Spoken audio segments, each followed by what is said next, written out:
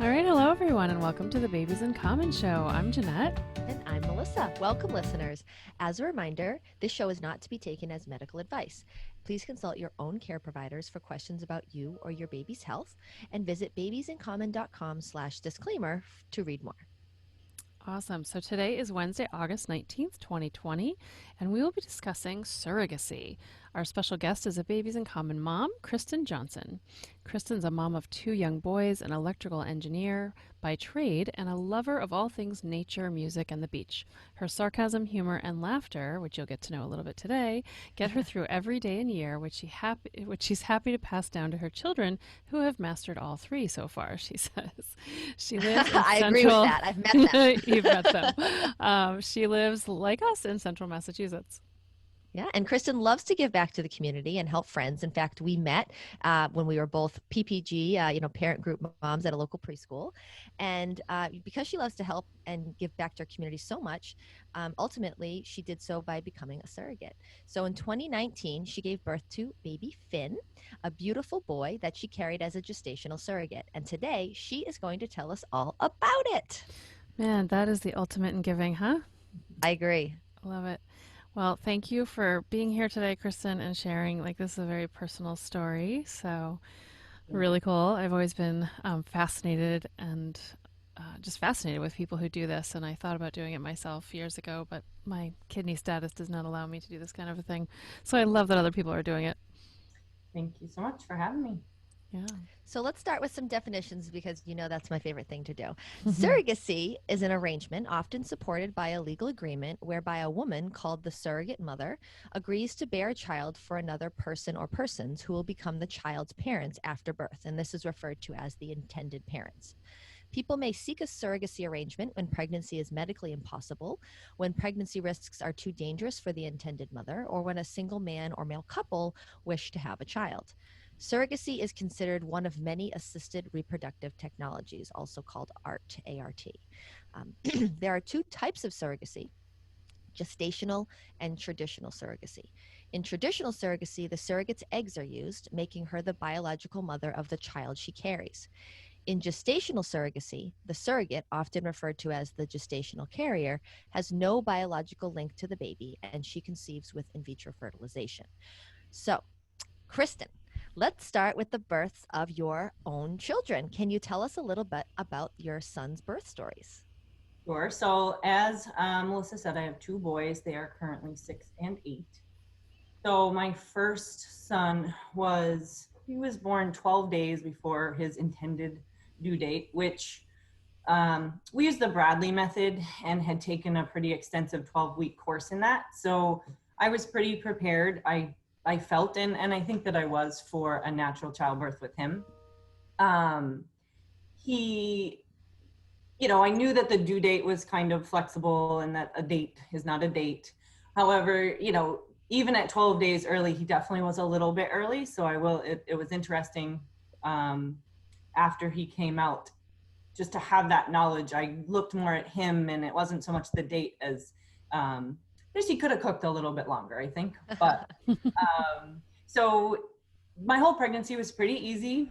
I was pretty large. Everybody was pretty aware that I carry all in the front, and but otherwise just normal uncomfortableness. My water broke middle of the night. We waited, I think, about 7 hours to go to the hospital because I wasn't having contractions. Not anything serious anyway. And then I think I just got nervous at about 8 in the morning. And so we decided to go. I just labored there all day. He was born at 6:30. I think it was 6:32. I honestly don't remember the exact time. It's terrible. And all these things we think we're going to remember forever. I used to get so mad at my mom when I was like, how don't you not remember when I was born? My mom's going to watch this and yell at me and tell me the time because she was there. But it's funny, in our house, the birth time is actually really important, and all of us remember it. And we were recently discussing it because my husband had a birthday and he didn't remember what time, so he had to ask his mom. But I know mine, and we know the kids' birth times. I know my own. I for sure I know my own, but I'm like, wait, it was 6. It's on the birth certificate. So I pushed for about an hour. I had a second degree tear, but otherwise really pretty easy. And then with my second, he was definitely a lot bigger. I made it till right before his due date. And then I just one night said, I think we should go to the hospital. I had a midwife at that time, and I was at Emerson Hospital, and they were just a lot more flexible, I know, than the hospital I had previously and the one I've been to since. And there was nobody else in labor. So I got there and she's like, oh, we're gonna send you home. And I looked at her and I said, you're not sending me home. Wait, were you in labor at all? You didn't say you were in labor. You just like I felt like I was in labor. I was like, I knew that so my son was at home. He was 2 and he was at the house. And I said, I just know I need to get there and calm down. And these contractions will really. Oh, okay. And so I got there and they put me on the monitor, and I have very strong contractions on the monitor anyway. So but she was looking at me and she's like, well, you don't act like you're in labor. And my mom was like, well, she doesn't. So like she is. And, and I said, it was about also, it's your second baby too. And I said, well, I don't know. And they wouldn't check me because they didn't need to, they didn't want to do any unnecessary checks. So they weren't checking me for dilation. And I was just like, yeah, but I had been checked earlier that day, I believe. I think it was earlier that day. And I was at 3.5 earlier that day. So you're already starting with a pretty good head start. Yeah. Like I knew that. And I said, oh, okay. So I said, no, I'm not, you're not sending me home. There's nobody else here. I'm staying here for a little while. And she was like, well, we'll do this. It wasn't a midwife I had met before. So it was somebody that didn't know me either. And so she was going. And she said, well, we'll make it till this point. And then she had some plan. I'm like, yeah, okay, whatever. And I got to, I think it was about 10 o'clock and the contractions really started. Then I was like, I was in full labor. And I kept saying, you might want to call the doctor. Like, this stuff isn't going to take long. You ain't call the doctor. I never believe people, not never, but so often. So then the other midwife showed up. It must have been the beginning of her shift or something. And so she was there too. And she looked at me and she was like, okay, we're going to have a baby. I was like, yeah, you might want to call the doctor. By then 11 something. He was born at 11:57 and 4 pushes, and he was 9 pounds, half ounce. And, wow. Nice. So much bigger than your first, who was only like 7'14", right? 7'14", but he was like, if he had gone full term or whatever his sure, he probably would have been close to 9 pounds. But yeah, both. I mean, he was definitely smaller, but neither one had a big head, so I didn't have any problems at all, delivering. So. And you did both of them without pain meds. That was your goal with the Bradley method, and yeah, okay. Both of them with nothing. I don't even think. I remember making sure that they didn't ask me, but nitrous wasn't an option then either. So I was never given that option prior, which I don't think I needed it with them, but yeah, totally. So at this point, did somebody ever say to you like, well, you labor so easily, why don't you do this for other people? So I had already thought about being a surrogate, and everybody thinks this is weird, but I had really thought about being a surrogate before I even had my own children.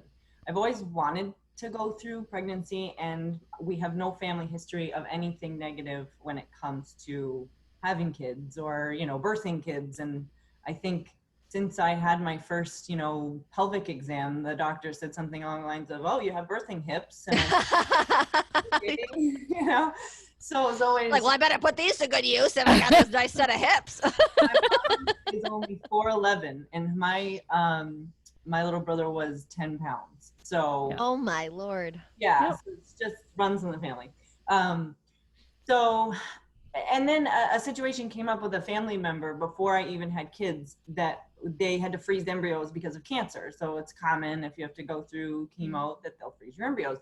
And so it got stuck in my head, and I'm like, well, freezing embryos, what would you do with those? And then I'm like, well, because she might not be able to carry the baby still, because she has to be on meds for a long time. And they were like, well, we don't know, but one option was surrogacy. And I thought like, oh, I'll do it. And that's why somebody would be a surrogate, because it was always like, well, why would you do it, or how would that? Yeah. And I thought, well, okay, if somebody really couldn't carry their own child, and why would you have embryos, I think was what was in my head. And this situation was like, oh, well, there'll probably be lots of situations where you would have chosen to freeze an embryo and then you can't carry it. So I did think about it before. And then after I had the two of them, it really, I mean, I was talking about it in between too, but I knew that really I didn't want to do it, while I was still in that kind of child, bearing my own children, just logistically and, mentally. So. Sure, sure. So by the time I had met you, you had already had your two boys, and one of them was in this preschool that my son also attended. So we were part of the PTA for this preschool. Mm-hmm. And so I remember you telling me the first time that you were thinking about doing surrogacy, and I was like, whoa, like, for real? Like, at first I didn't know what a determined person you were. We had just met. So, sometimes people are like, I hear like, I would always like to be a surrogate, and you don't actually think they're actually going to follow through. And then like the next month, because we met monthly, you were like, oh yeah, I found a company. I'm like flying to, I don't know, Indiana or something. I was like, oh my God, this is really happening. Wow. So I know that you had done a lot of research into what surrogacy company to use. So what factors did you consider, and what led you to choose the company that you decided to work with? Sure. So there are so many surrogacy agencies. If you start looking, I mean, there are the common names that everybody hears. And I think I started with those, just looking at some things. There's different, like when you start looking, you can ask some questions, you get a lot of phone calls back. There is a lot of receptiveness, I feel like, with every surrogacy company. They want you to ask those questions, and they don't want you to just apply and then go from there. So if you have questions, they were encouraging you to ask. So I did. But the other thing I do this with everything, whether it's, shoes or a new TV or anything. I go and I'm going to look and I'm going to get every review I can that isn't associated with the site and with the agency. So I went on surrogacy forums, boards, and looked up, every agency is gonna have their positives, their negatives. And I really do think, or thought, I'm learning that I don't think this is true, but I think beforehand I thought that there was such a negative stigma around surrogacy, because people, I think as a whole, a lot of people think that someone's doing it for money, and because they know you can get paid to do this. And that was a question I got asked a lot, like, are you going to get paid? Which is a weird question, because that wasn't why I'm doing it in any means. But there is also the aspect of, well, I have looked into it, and there are also reasons why getting paid does make sense. And, that was just part of the whole agreement. Originally, when I thought about doing it, it was for a family member, and I would not have taken money. And I think after going through it, that would have been really hard for so many reasons. And I think that's one of the things I like to make sure people understand. They're thinking about doing it for a family member. I kind of run down, well, just make sure you have these ducks in a row, first. So I guess I just went and asked as many questions as I could, reached out, and the company or the agency conceivabilities that I picked, they're just incredibly thorough. From the second I contacted them all the way through to the end of giving birth, they laid everything out on the table. They were very, very patient and kind and understanding and everything that you could kind of want in this situation. So I'm so happy that I that I picked them, especially after going in it. I've heard of other agencies, just the way that they do things. And again, they're not bad agencies. Conceivability is just so thorough that you only make it through if you truly are doing this for the right reasons. So my question though, like, as you're thinking of doing this, are you first thinking, I guess I should ask an OB because maybe they'll know? Or did you just automatically know they wouldn't know? Like, how did you know to even go searching for a surrogacy?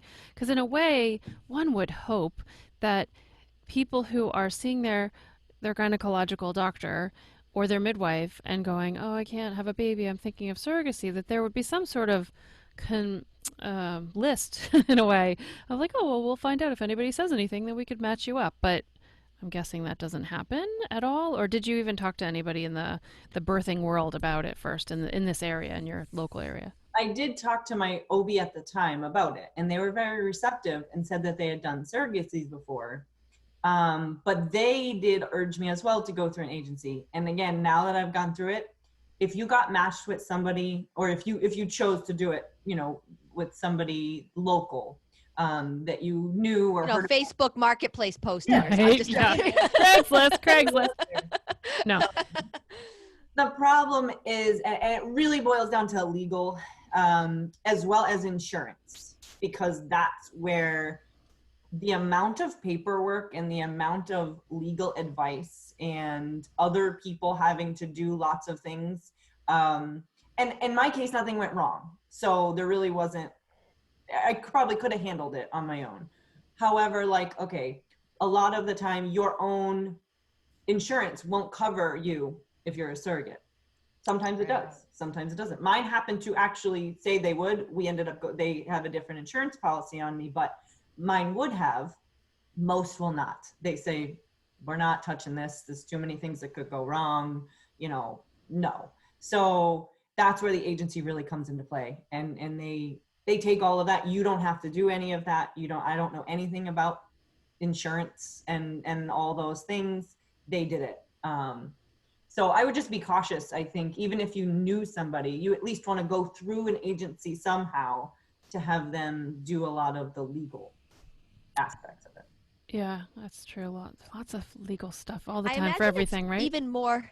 Yeah, I imagine it's even more intense and important than like buying a house, which is a pretty intense and important thing, right? Like some people buy or sell their house, by owner, right? But I don't know anything about the legalities and the mortgage and the bank, and getting a realtor that's experienced, just might make me feel better about going to do it. So even more so when it comes to adoption, state to state, insurance, like you're saying, there's a lot of paperwork. And we actually did a podcast a couple weeks ago with someone who had adopted a baby and then induced lactation. And she was talking about how her and the mother that was giving up the baby for adoption, they happened to live in the same state. But if they didn't, there's certain waiting periods that you have to go through before you can even take the baby out of state, involve the courts and this, that, and the other. And so, yeah, I can imagine that is all very complicated.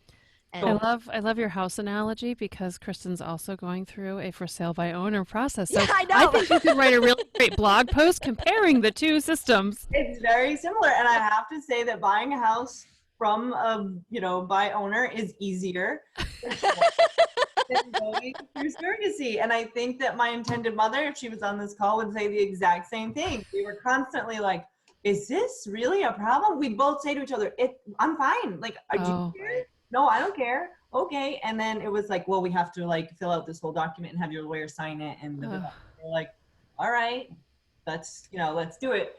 One thing I'll add about the states, and this is another thing that I didn't know. So as many people know now, New York has since passed a law that you are allowed to be a surrogate in New York. But that's only last year or this. They wouldn't allow anybody to be a surrogate in New York? It's been illegal always to be a surrogate in New York City, as well as 2 other states, at least in the United States. New York State, not just the city. Nope. So sorry, New York State. Wow. So so in my contract, it stated that from the second I got a positive pregnancy HCG, I was not allowed in the state of New York for my entire pregnancy. Whoa. No going to see the Rockettes Christmas Spectacular for you, Kristen Johnson. Because you're breaking the law by doing something with your body. My intended parents had a connection to New York, and that was the place, if I were to see them, that would have been the closest. If I ever were to, if during the process I'd wanted to visit, it was violently do because, and I was like, this is silly. I could go. Nobody would know. I'm thinking this. If, let's say I was 28 weeks pregnant, if you're well, it doesn't really matter because the same situation would happen. But let's say I was, or even further, 32, not as much risk to the baby if it was born, sort of a thing. So if I was 32 weeks pregnant and I traveled there and I happened to go into labor and have the baby is now mine and she has to adopt it because they won't honor the surrogacy agreement. It's illegal. So I'm the mother and she has to go through and the whole waiting period, like you're saying, that whole thing, and adopt her own baby because it's illegal. Wow. But that just changed. That just changed. So New York, I believe there might be 2 other states in the United States that you still can't. I can't remember, or Wow. they might have passed laws. New York was kind of the, once New York does it, everybody, Yeah. there'll be no problems. But that's tough because Massachusetts is so close to New York that's why surrogacy in Massachusetts is so not heard of, because New York's such a hub. Now it's going to be more popular in this area, I think, in general. But Wow. So when you started your surrogacy journey in 2018, what made you feel like it was the time of your life to kind of make this dream a reality? Like what led you to say now is the time? So I always told myself, don't do it until you don't want a newborn in the house, because I knew that having a baby, and then if I in any way, shape, or form wanted a newborn, that would probably be the hardest part to the situation. So I waited. I mean, my kids were, I waited till my son was in preschool and kind of to think about it. He was in school a little bit. I was back to working a regular job, part-time, but back to regular, my career.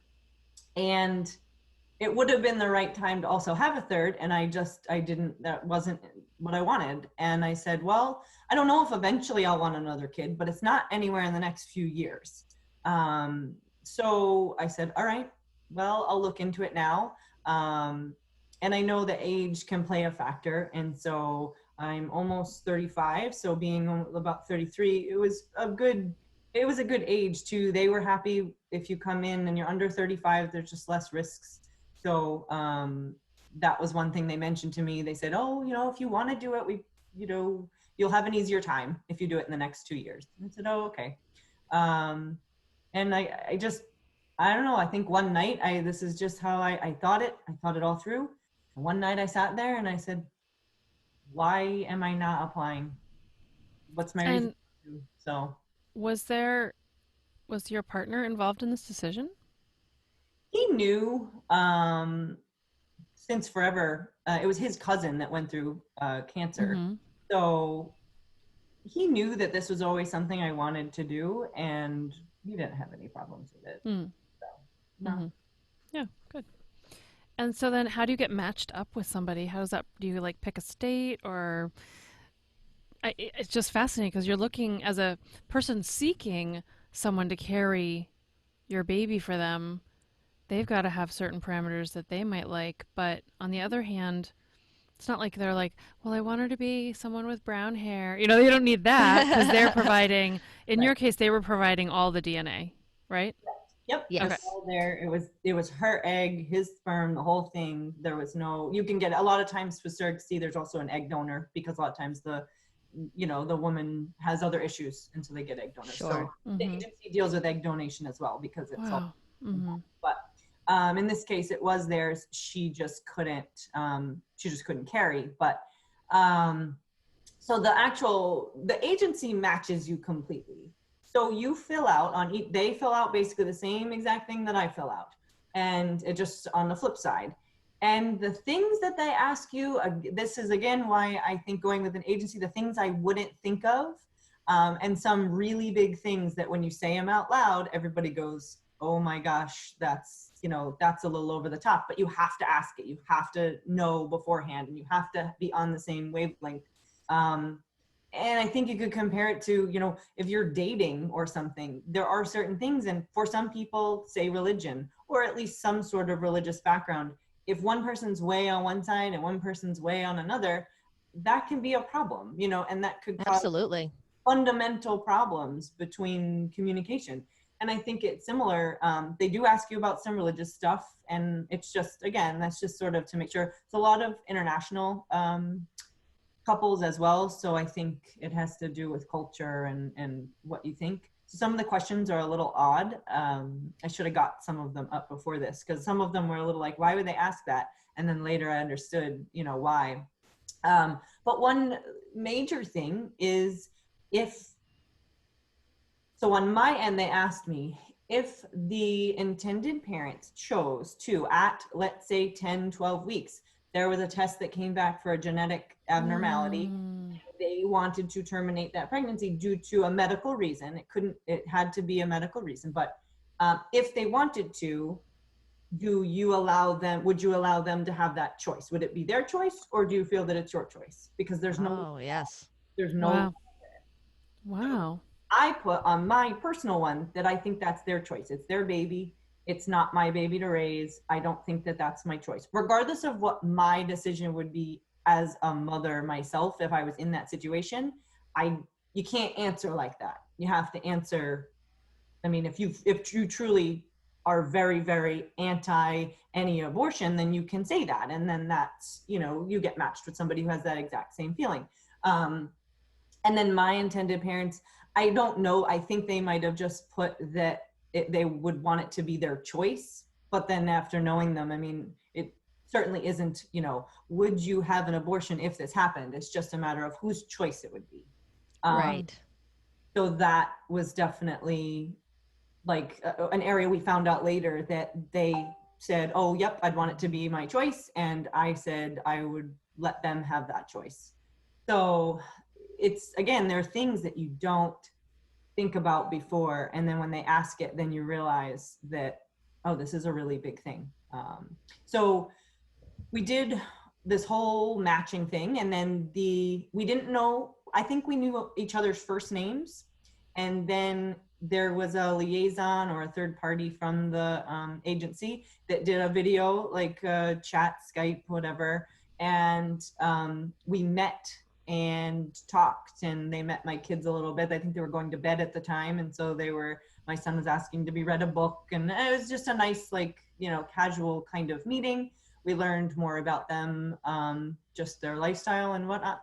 And then after that, we were allowed to say whether we wanted to move forward or didn't, and they were allowed to say the same thing. So we didn't know anything about them other than their first names and what they looked like.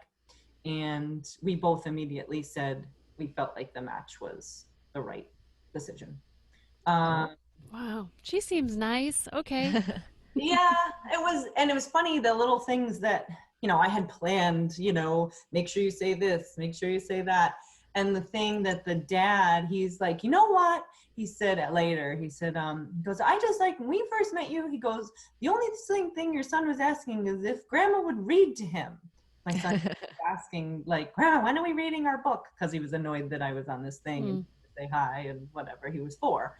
So I think just, he said the fact that he just seemed like, that the type of parent I was the type of parent he was and strove to be. And so I said, oh, that's nice of you, but it worked out really well. And in this particular case, the mom and I got very close. I was close with the dad to a degree, but he made it very clear from the beginning that this was her kind of thing with me, that was important to him and her. So I got a lot. And they're in another state. Yeah, far away.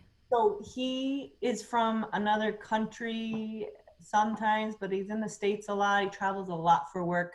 She's originally from the United States, and was actually born at Milford Hospital, which was funny. Oh. We didn't know anything. Like, we didn't know. She didn't know where I was from. I didn't know where they were from. Nothing until we, like, really started talking. And then she's like, oh, yeah, well, I was born in Massachusetts. And we went through this whole thing. And I don't think she lived in Massachusetts for very long. But, and they just travel a lot. That's part of their life. It still is. So that's just, it's funny. You say, where are they from? I don't know. Everywhere, the world. Everywhere. But they don't live close enough that you guys are, like, seeing each other. No. Yeah. That would have been nice too. There's definitely a good aspect. But I asked the agency that question, like, how often, do you try to match people that are physically close? And she said the problem is the person you're most closely matched to, that you're going to have the best match, probably isn't the person who's closest to you. So they take that as, like, the last matching criteria, unless you absolutely want to be close to somebody. That is, you can say that you rank importance on things, right? But in general, they said they're not, because and my intended parents they had the ability to fly all the time, so it wasn't like we couldn't. Well, I imagine too, part of the conversation is going to be, are you going to want updates on this baby's life? Do you want to be involved in the baby's life? Do those parents want their child to know who carried them and get to know that person? And you're going to have very specific opinions about that. Right. And Absolutely. that's part of there's like a 36-page contract that we went into very first thing before I got their last names, before I got their phone number, anything. We had a contract, and one part of that contract, part of it's sort of not mandated. I mean, if you wanted to argue it, you could definitely, if you're both on the same page, you could, but it basically says that we're going to go through this whole agreement. We're going to, I'll have the baby, and that it's up to them or me to continue communication. So we have to, in the contract, it does say that if at any point I said or they said, please stop contacting me, that you have to respect that. That there's no, after the baby's born, there's no legal right that they have to send me all of that. That's just part of, there are situations right now going on. I'm still part of a surrogacy group, and there's some situations that are tough that the match seemed good, but there's just things that come up that were inevitable, and they probably won't stay close after, but. Yeah. Oh, such a bummer. So did you have to see a therapist for this and undergo psychological testing? I imagine there's medical screening that would happen. So what is that process like? Yep.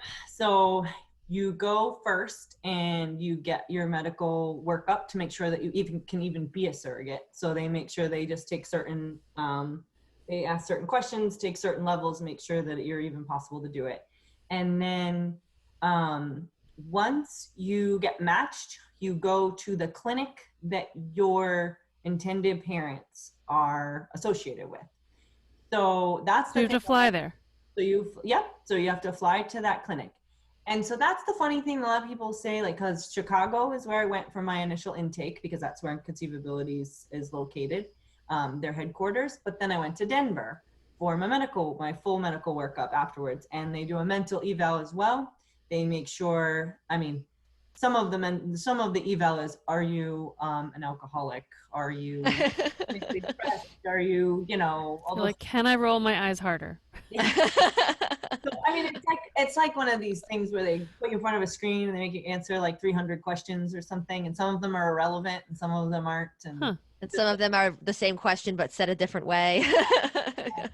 And I'll add that initially, after before they matched me, they came out to my house and did a home visit because they want to make sure you live in a safe environment. So they don't care about anything. They're like, we don't care how clean your house is. We don't care. They just want to make sure that you're not living in an unsafe, environment that could be unsafe for a potential baby that, these people are paying a lot of money for you to, have for them. When I went out to Denver, they took a lot of blood. They did an exam and measured all sorts of lining thicknesses and probably lots of things I don't even know that they did. And then we sit down with the counselor and they make sure that you understand everything about it. They make sure there's no concerns, and you certainly don't have to be perfect. They just want you to be aware of certain things. So so there is a fairly large mental health, and you continue to talk to that mental health person. They continue to check in the entire pregnancy and afterwards. That's good. Yeah. And afterwards, that's so nice. Postpartum support. I think if I had wanted or needed more, I probably would have been given as much as I needed. Yeah. So do you have to take, you had in vitro fertilization. So anybody who's gone through IVF knows that there's certainly a lot of medications and procedures. But, could you talk about not just IVF, but surrogacy specific? Did you have to take any medications or procedures to prepare your body for the in vitro fertilization? What was that experience like? After you got pregnant, were there medications? Because as we've already discussed, you conceived spontaneously twice. You did not have any infertility issues. You had normal pregnancies. You didn't need any assistive reproductive technology to carry your own pregnancies. But this was different. Even though you didn't have infertility, you were going through IVF. So what was that like? So some surrogates, I will say, are able to do this, what they call a natural cycle. It's just more risky. So you have to go with a clinic that's going to allow that, and that's not every clinic. And so you can do this, I will say, without IVF. without the IVF meds, without all of the medications associated. So there's two parts to IVF you're talking about. Like one is usually preparing your body, like kind of timing your cycle to be a certain time. And then there's the implantation of the embryo. So what you're saying is this natural cycle is somebody's normal menstrual cycle. Whenever they would normally conceive, they could just implant that embryo. Right. But you had done a medicated cycle. Is Correct. that what you're saying? Okay. So what was that like? So my intended parents went with a really, really strict agency in a good way. They were very, very good. And so I started with Lupron, which took my whole cycle. And so I'm not sure, but I think a lot of people who go through IVF for themselves wouldn't be on Lupron, because Lupron takes your entire immune system and suppresses it and makes your whole cycle kind of flatline so that you're kind of set to something at zero. And those were it was insulin needles, so it wasn't too bad. It was just like taking insulin in your stomach. But it definitely had some, like, a lot of headaches, and there was some stuff like that. But that wasn't too awful. And then I had a whole chart. So they gave you, the clinic gave you a calendar, and they did it based on when your cycle was. And then you started Lupron these days, and it was very, very specific to the day. So you don't miss one, and if you miss one, you have to tell them, because they need to work that into their calendar. You go for blood work constantly. I mean, they wanted to check every level, like every other day. So Hormone levels and med levels and everything. Yeah. And so were you going to your OB for this stuff? Okay. So the clinic has control of you at this point in the process. They tell you everything. So there was no going to my OB. They sent me a box of meds with the needles, with the schedule, with everything. And then I just did it myself. I was on progesterone oil, as well as a progesterone supplement. And then I was also on estrogen patches and an estrogen pill. So, But then to get your blood drawn, you're just going to a random lab that they told you to go to? yeah, like LabCorp or Yeah, whatever. okay. Yeah.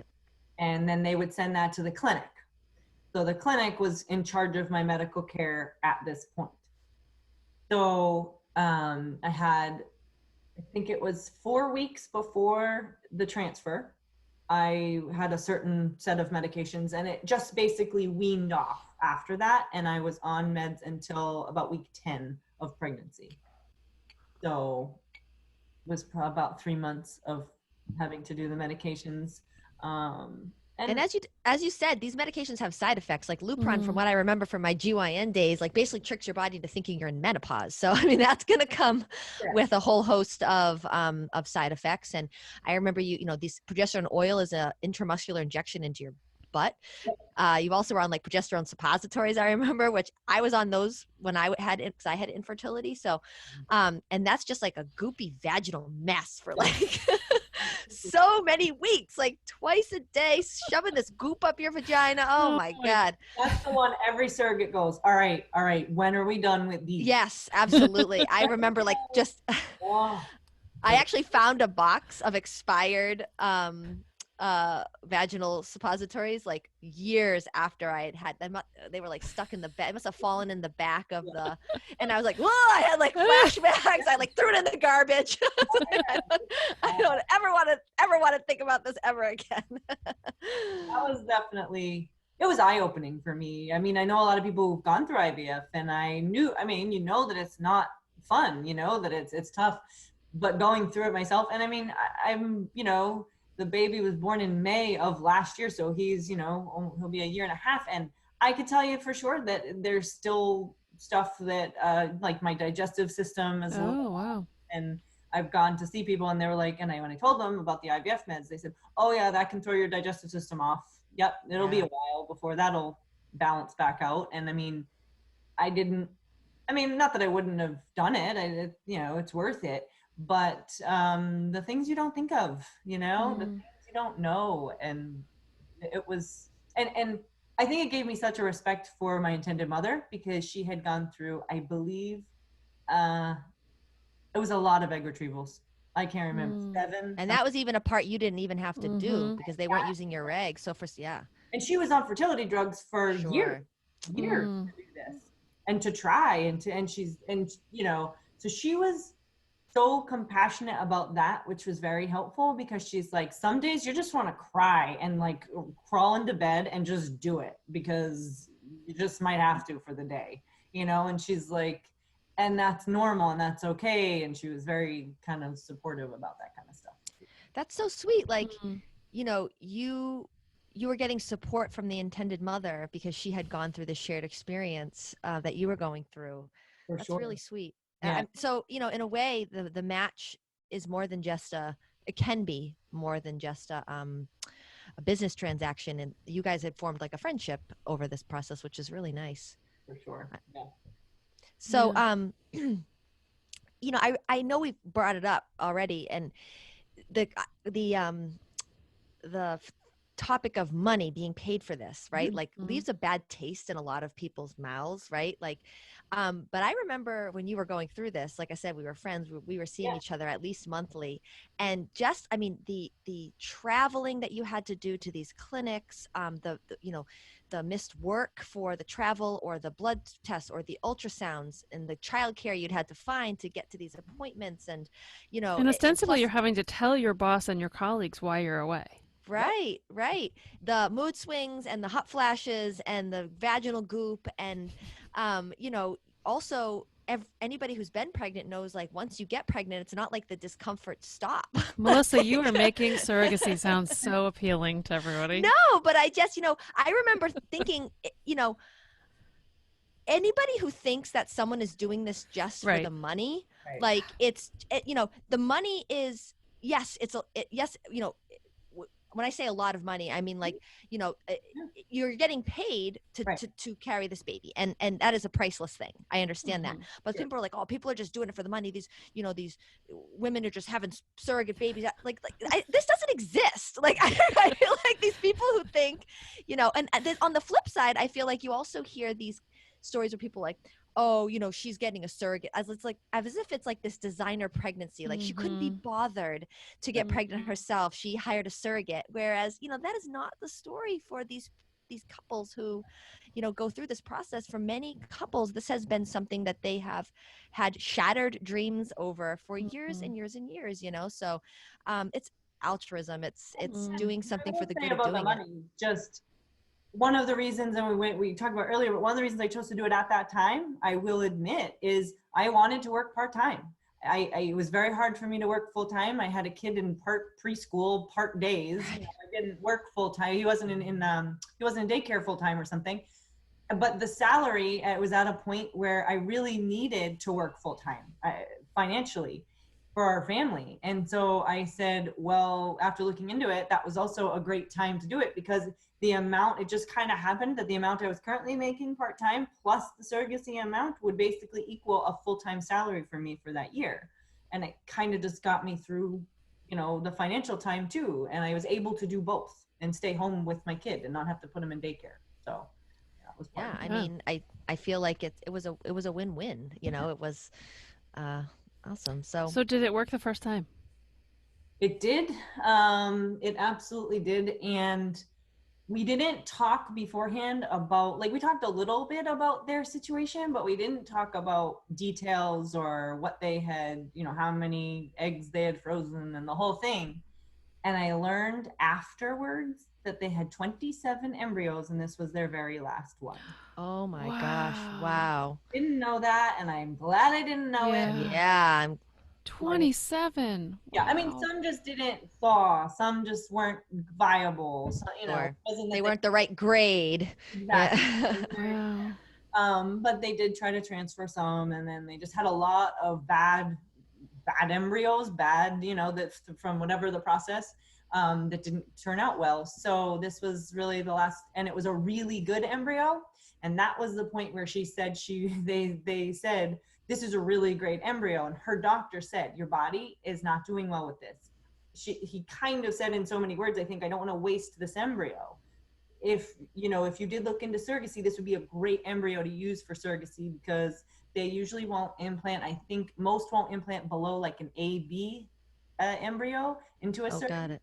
because even though a lot of times it can be less than that into yourself, you know, if you're doing it yourself, because there's so many risks of your body rejecting it, but they want it to be a higher quality embryo. So yeah, it worked the first time, and it was a 5-day frozen embryo. So when they implanted it, we were already at day 5 of the gestation period, which makes calculations a little funky. So if you ever go on a calculator and you do it for IVF, it asks you that. It asks you if it was fresh or if it was frozen, and how many days frozen, and the whole thing.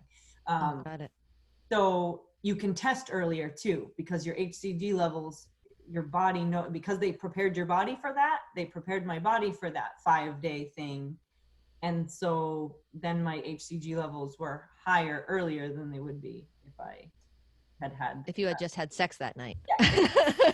So are you peeing on a stick for this? Or is this like, nope, you're going to not pee on a stick. You are going to come in at a certain time to this clinic. We're going to test you, and we're going to tell the intended parents before we tell you. Like, how does that work out? You're not supposed to be on a stick. I got many text messages with pee sticks in them. I know that. Well, you're not supposed to, but every surrogate pees on a stick. The rule, what you're supposed to do, they always say, they're like, you're not supposed to, because you know, you don't want to do anything unless it's medically, like, you know, they said Get you are. anybody's hopes up or. Right. But I talked to my intended parents and I said, if I do you want me to tell you? And they said, I think they said, I think she maybe said, if it's positive, you can tell me, but not unless it's like super positive, you know, not unless you're like for sure. And so I did pee on a lot of sticks, and I think I sent her the one that said it was a digital one. I sent her one that was a digital that said pregnant, but and then I think it was day 9. Yeah, day 9 you go, day 9 post transfer. You go, which is, you know, day 14 in your cycle that you didn't actually have. And they, but that would be like your missed period. So that's how they, and you go and you get a blood test, and then you go back 2 days later and you get another blood test, and you go back 2 days later and you get another blood test. My numbers were, yeah, it has to be at least 50. And a lot of surrogates get numbers that are like, I don't know, maybe between 50 and 100. And then it's kind of like, oh, we'll wait till the next one to make sure. I don't know. Mine was like 273 or something on that first day. And then it more than doubled, and it was fine.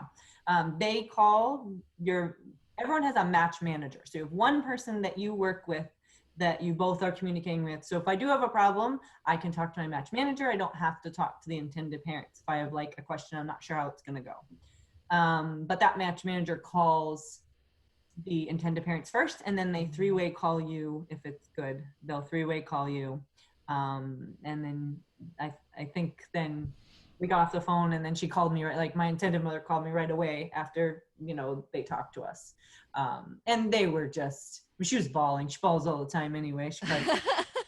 But she was just, and she was pretty open from the beginning. She just didn't think it was going to work. She was prepared for it not to work. She didn't think it was going to, and she just didn't want to get her hopes up. And I get that. And I said, I completely understand. And she said to me, she goes, until that baby comes out, I'm not going to buy a baby thing, and I'm not going to do anything. She said, until that baby's in my arms. And she's like, and that has nothing to do with you.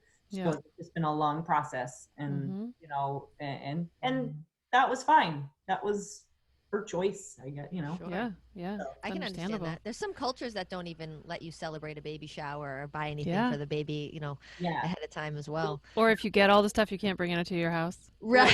That was like part of their family. That was kind of how they worked. And it wasn't like a rule or anything. I mean, sure. I think probably her mom was buying stuff way before. I know she was. She was just like, don't bring it over, you know, keep it at your house. But that was definitely part of it. She goes, I just learned that, you know, we don't need all these things before the baby gets here. And so I have a question. Okay. Did you ever have an oh shit moment? Like, I remember I was trying to get pregnant with my first. Fast forward, I ended up having infertility and tried, you know, it was a big thing. But the very first time I got pregnant, we were trying, and before I knew I had infertility, I wanted this baby. I wanted this baby my whole life. And I see that red line on the sick. And I remember thinking, oh shit, like it actually worked. Like, what did I get myself into? Like, did you have that kind of a feeling at all? Like, wow, I really did this. It's real now. Or Yeah. did that feeling ever come, and when? It's funny. I don't think I honestly don't know that I had that feeling with my own kids because, again, I didn't have issues either. So it was just sort of like, we tried that one time and, I missed my period. Sure. And so it was sort of, and we were trying for both of them. So I knew that was the goal here, right? So I don't think I thought that, but I definitely think that I was so nervous taking that, that pregnancy test after this transfer. They just put this embryo that's not even yours into your body, and I mean, the doctor told me when he went in, he was like, oh, it looks good in here, when he puts it in. And so, I mean, our chances were good, but I love how you're making, like, it's such a serious process and it's so important. And man, if you had known that it was the last of the 27 embryos, it would have been that much more stressful. But then you've got the doctor going, looks good in there. Yeah, it's the same like that doctor You've when you got were 36 pages of a questionnaire and you've got a ream of legal documents and then looking good. That line, it looks pretty good. Your hips are great birthing hips. I think he told because they had gone through so much with this doctor that I think he called her afterwards and was just like, you picked a good surrogate. And she's like, all right. Like, and wait, say that again. He called them again. What? He called them, the intended mother. And he's like, you picked a good surrogate. And she was like, I didn't pick her. I mean, he was very dry too. He wasn't even, I think he was trying to be funny, but he was not a funny guy by any means. Like, he was very, in the procedure room, he comes in, he's like, hi.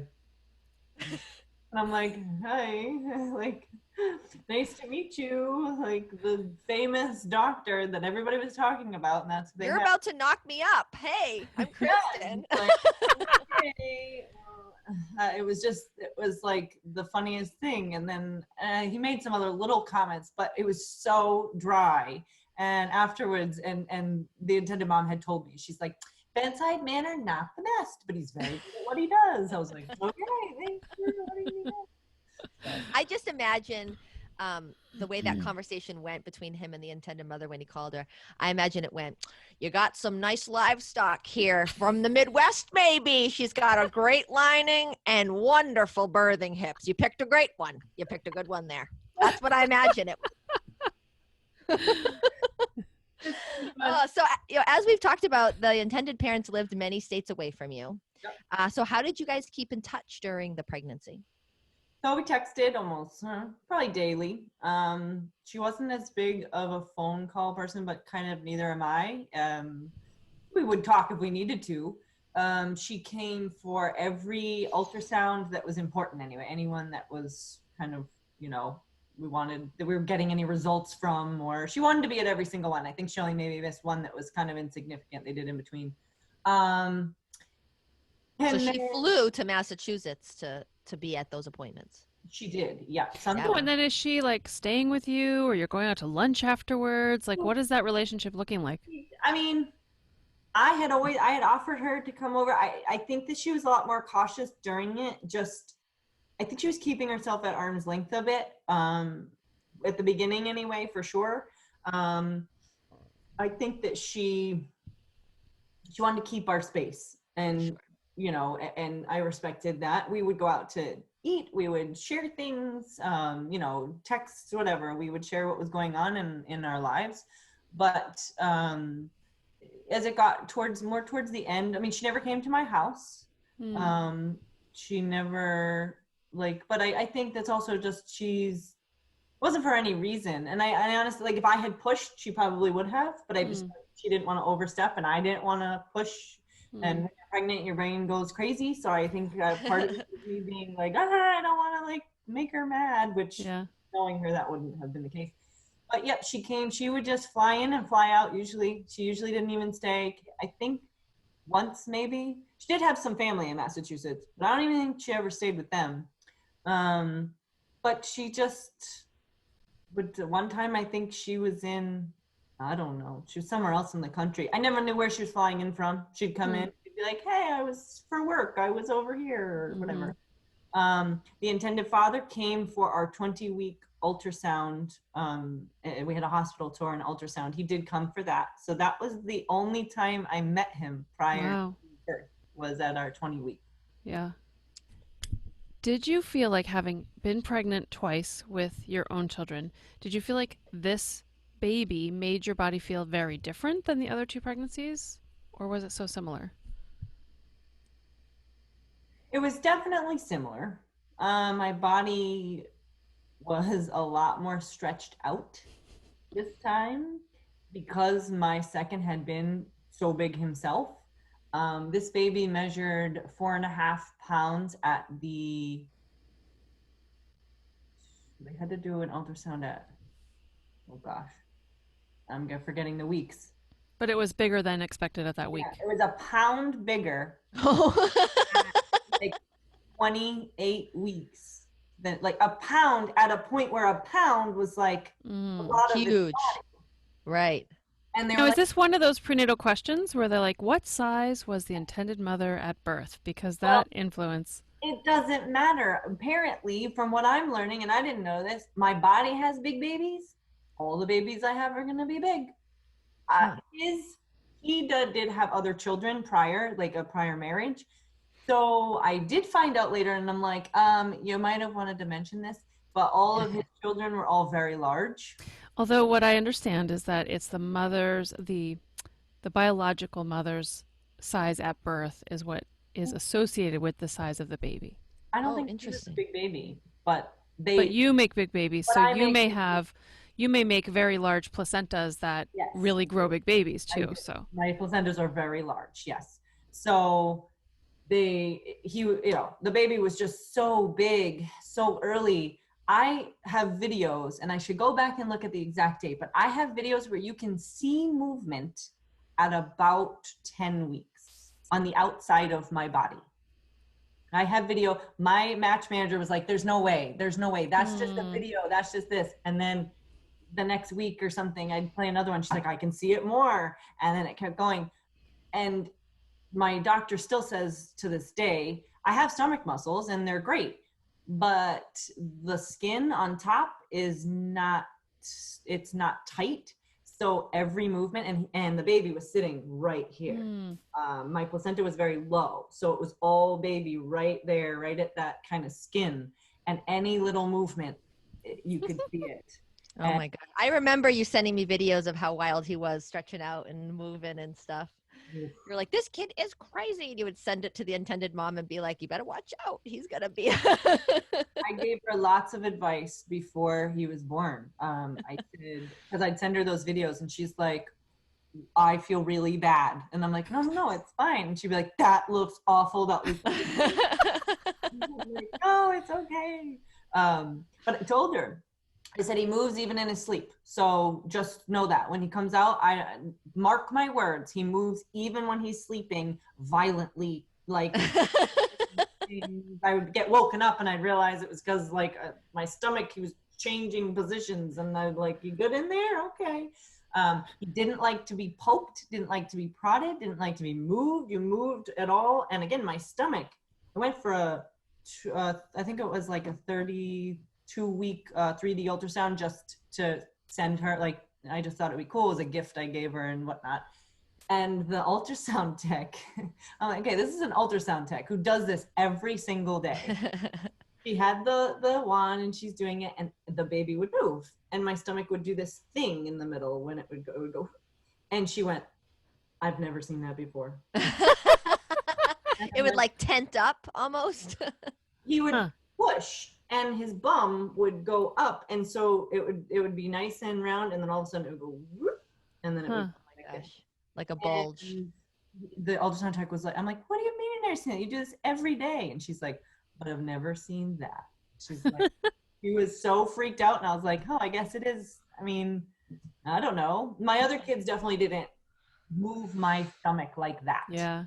So I don't know. And then he was just so big towards the end that the nurses in the hospital were like, your stomach's hanging below where it needs to come out. So Ah, Oh, like my the breasts old now. No, I'm pendulous. just Yeah. kidding. That happens too. My goodness. Oh my gosh. All right. Oh, so what happened with making decisions about where to have the baby? Was she involved with that? Did you go back to where you had your second child? How'd you decide that stuff? We had moved since I would have gone back to Emerson if I had lived near Concord, but it just wasn't an option. I had been going to another medical provider for just my OB, not my OB, my regular gyno checkups and whatnot. That was closer to your current home at the time. Yeah. I forget. It's a regular, I don't know. I didn't even pick him for a certain reason other than I just started going somewhere because I needed exams. But I thought they were going to be good. I had talked to them about surrogacy and all this, and they were like, oh, yeah, we've delivered surrogates. We have one, and they worked with midwives. And they said, we have one midwife that, has done it multiple times. We'll make sure we connect you with her, mostly. Okay, great. Then, so like I said before, the clinic has control of your whole medical, I don't know, like instruction. When you go through, you get the transfer, and up to 12 weeks, they don't release you till 12 weeks because you're still taking meds and there's still stuff that they have to monitor. So they want you, and this is not typical for a regular person who is pregnant, but they want you to have an initial ultrasound, like a very, very early ultrasound. There's a 6-week ultrasound, an 8-week ultrasound, and because IVF, there's a lot of things that can go wrong from what I'm learning. And so they track things. And again, this is not your own child. So they want to be as prepared as possible. Again, that was the other parent's choice. Like if something came up that they saw at 6 weeks that really wasn't going to be viable, they wanted to know then. They didn't want to wait till Sure. 10 weeks to know that. So the provider I was with at the time refused to do these ultrasounds. And it was going through a totally different insurance. It really didn't have to do with them. They just said that it was not in their policy to do it and they couldn't do it. And so I had the agency call them and we tried our best and they were just like, nope, we won't. And because I had to go see the OB to go get the ultrasound, or at least to go to like a clinic or something. Right, you need it, yeah. In other states, you go to the clinic. You don't go to your OB. In Massachusetts, you can't do that. In Massachusetts, the clinics won't work with out-of-state clinics. Again, it's some Massachusetts law that you can't do. So you have to do it through your OB. Well, your OB has to listen to what the clinic is saying, and they don't like to do that. A lot of OBs aren't going to want to do that. So I ended up switching, and I'm glad I did anyway. I'm going to stay with the one I ended up with, and it was really good. And they were like, well, if they want you to do it and it's being paid for, why, there's really no risk here of doing it.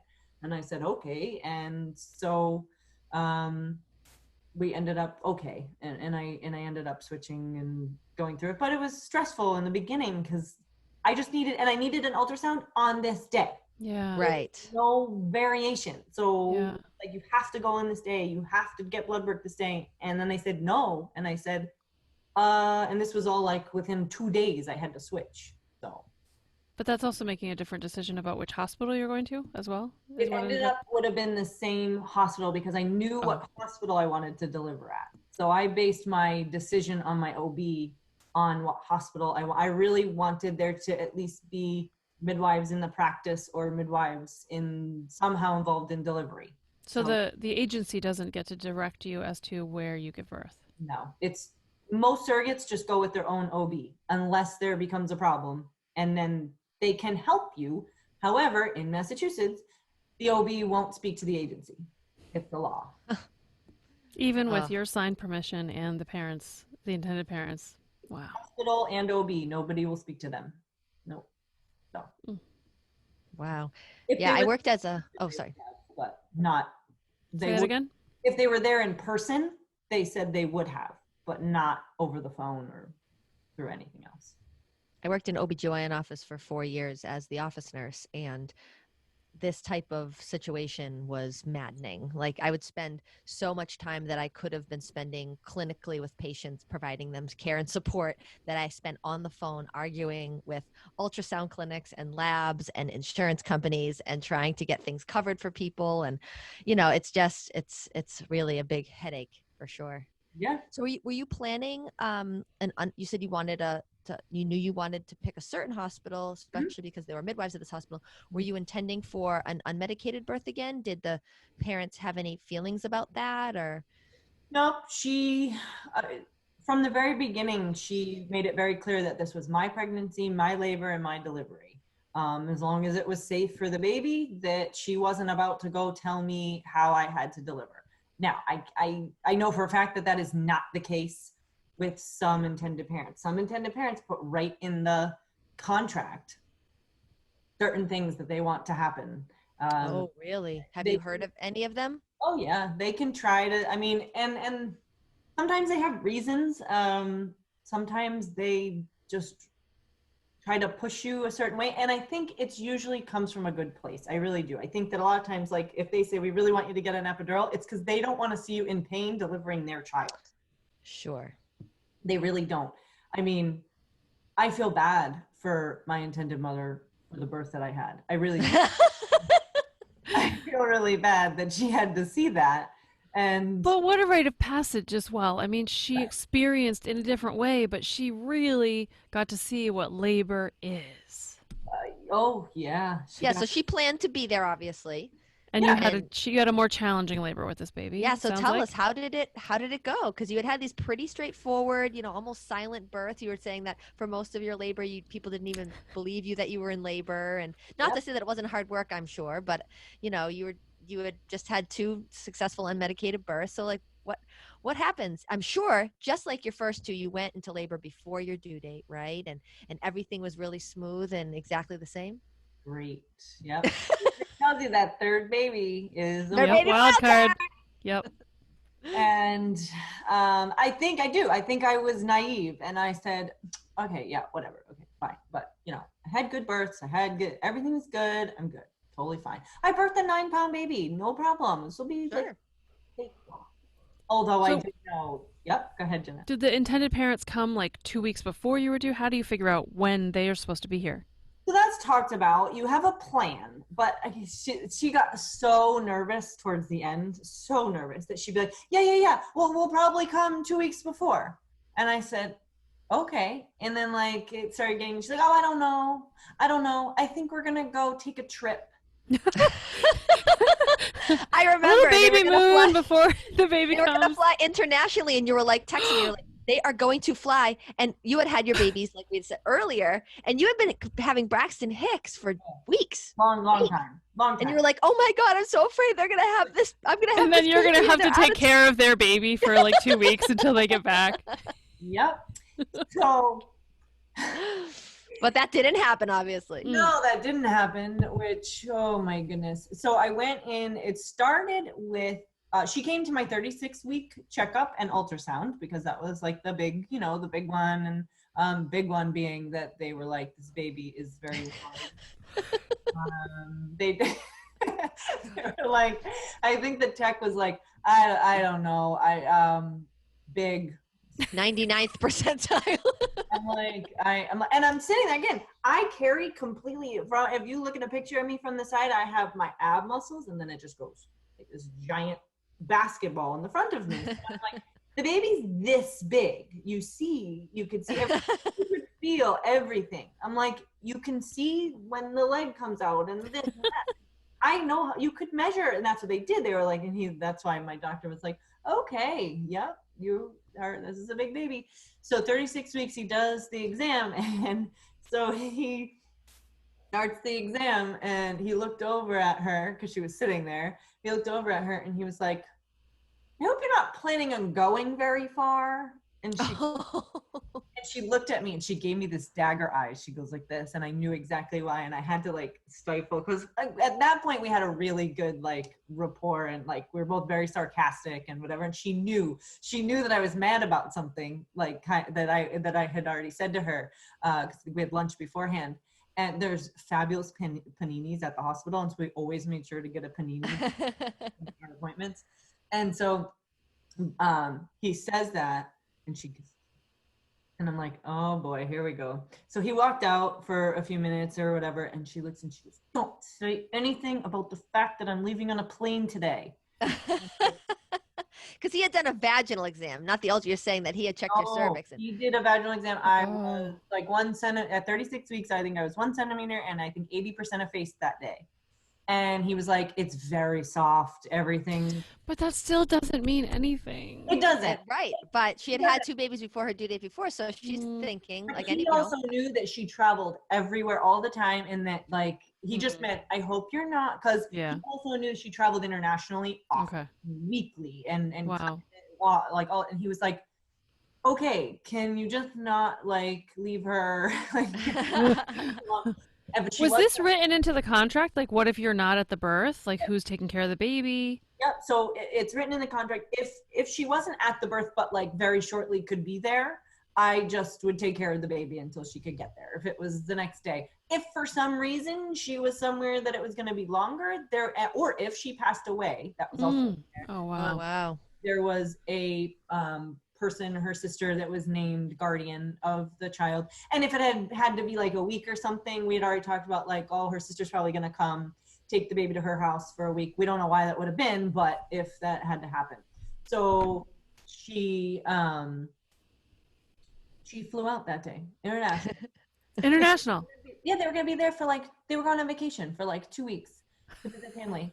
And I'm like, I'm very angry with you. Like, I was like, this is making me so anxious right now. And she's like, it's fine. It's just a flight. You tell me, I get on a plane and I fly there. It's fine. And I'm like, you're crazy. So, all right. Well, apparently there's a lot of money involved here. So if someone has that much money that they can be like, oh, she's in labor, let me get the next plane out, then we normal people would go, that is so expensive. There's no way I'll be able to do that. But it sounds like this is the norm for this family. And so she was feeling comfortable. So that's great. She did. She was the most laid back person I have ever met in my life. And it was great. It was a great, like, because I'm not generally laid back about those types of things. So a week after so I went, you go back every week at that point and whatever. And so I go back, and I had started having contractions at like 37 weeks. Real contractions, not Braxton Hicks, but they never got strong enough that I felt like, I was like, oh, I'm going to have this baby any second. But they were getting really, I'd be like, they're getting really close together. They're 7 minutes apart for 4 hours. Like, they just keep being 7 minutes apart. And so at one point, I think they were traveling for about a week. And it was one point where I was like, I was in labor for the whole day, 24 hours of labor. And I was like, I'm going to go to the hospital because I'm feeling awful. Like, I don't know what to do. This isn't progressing like normal either. And I'm not sure. So I go, and that was right at about, like, I don't know, a little after 37 weeks. And they said, yep, you're in labor. We'll probably see you tomorrow. We want you to go home, but, like, you'll probably be back tomorrow. That was the point where where I was at. I don't know. I was a little more, I was like 2 centimeters, but 100% effaced. And this is what the midwife told me. Okay. And I don't think that was untrue if things had gone normal. But so she flew back, I think. I think it was just her initially that flew back. And they flew, not here though, they flew to New York. But then it stopped. So then the next day I had to be like, sorry. Yeah. But then I was like, but I'm still having contractions. They're just not as consistent, but I keep having them. I'll have hours where I have them, and then I won't. And I didn't want to leave the house because I was afraid, and I'd go walk around the hospital because I just didn't know what else to do. And it was a little maddening. What's interesting is that some intended parents, if I just think about what I would want to do, like, I would imagine there's some out there that are like, I want to be with you every second that you're in labor because I want to experience it as if I'm experiencing it. That was not what was going on with you. Live with the family for 2 weeks. Yeah.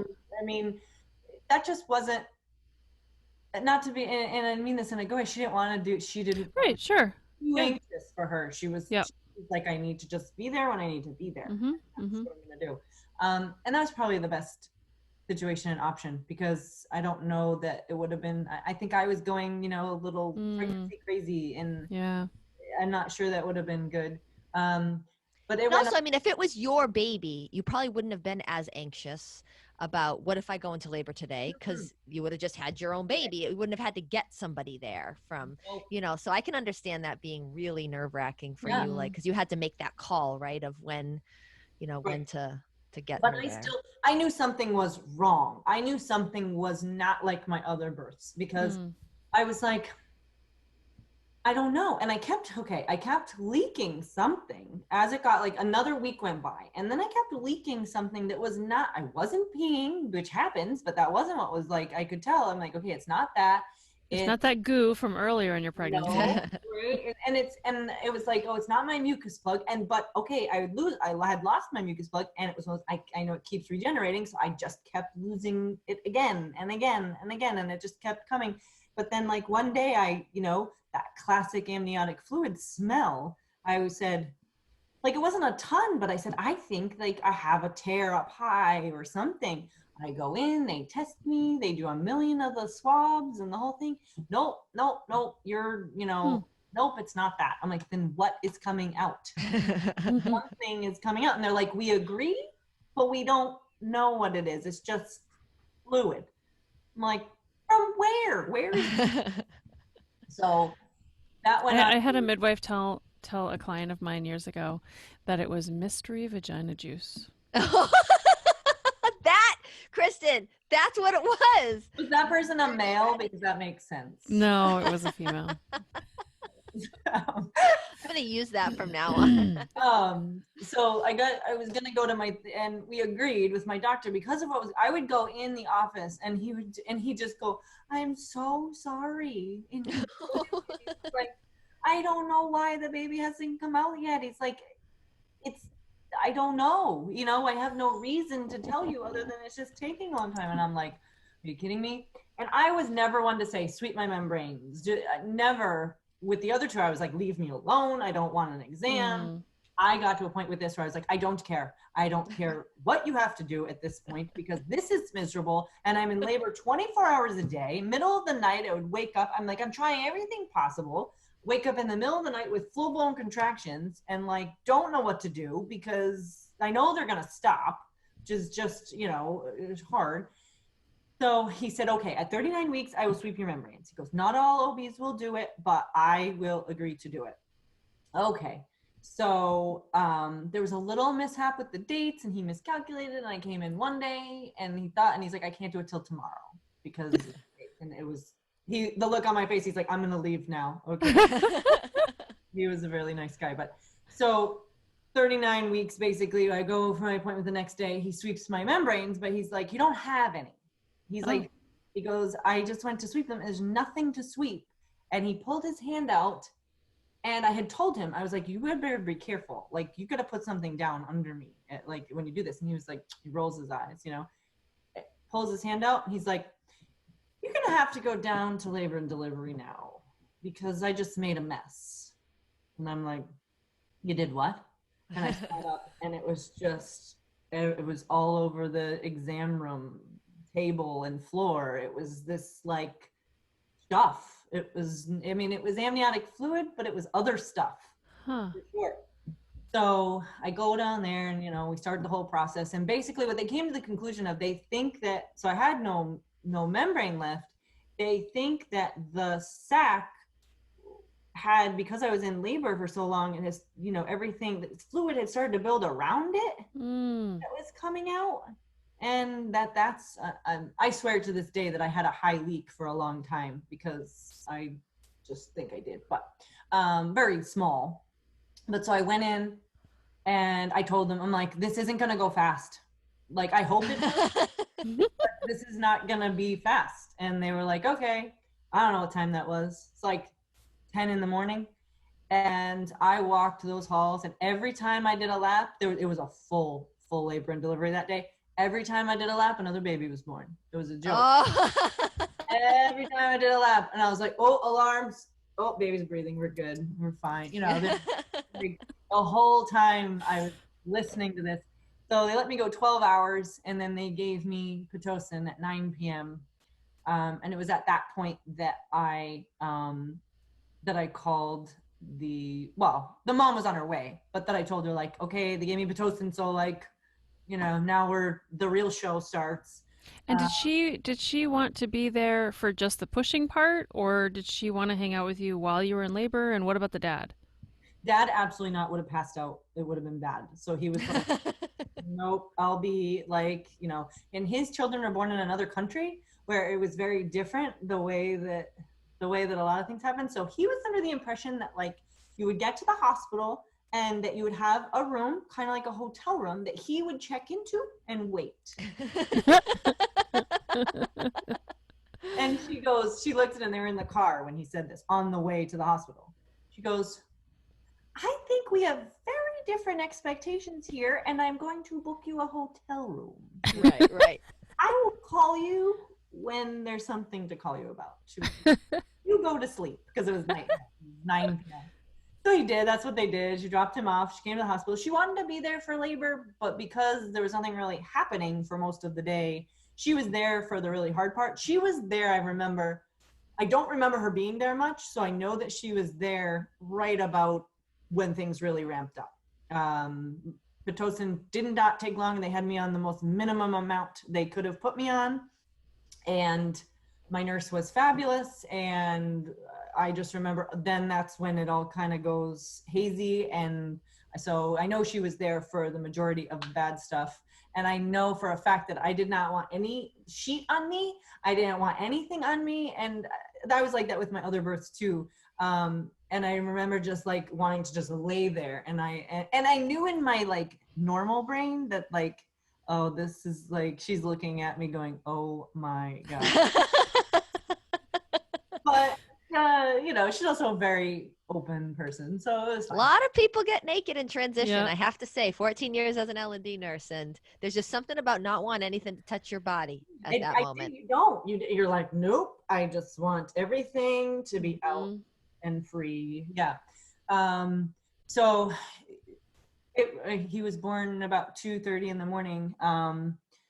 And I had nitrous this time, which thank goodness I did, mostly because I was so tired. I had been up for like what felt like 2 weeks, and and nitrous is interesting because, they tell you don't take deep breaths of it. And I'm like, okay. So I take some deep breaths a few times, and I'm like, ooh, this is good. I can't feel anything for about 30 seconds. My whole body just went numb for about 30 seconds. And then I didn't want to not feel anything all the time, but during that peak of that contraction, it was quite nice to say, like, oh, I get a break. Because Pitocin too. I think non-Pitocin I would have been fine.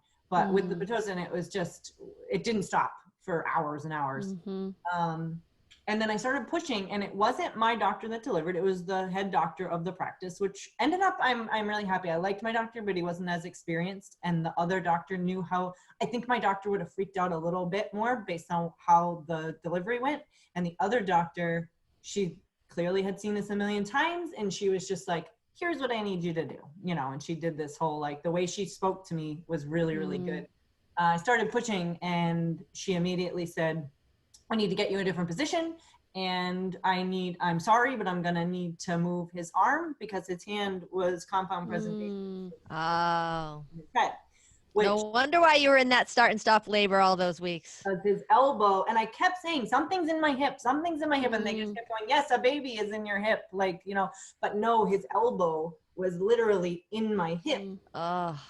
So that's why his head couldn't engage, so my body didn't know what to do, and so that was the stop and start, which is better than a lot of things that could have been the reason. Sure.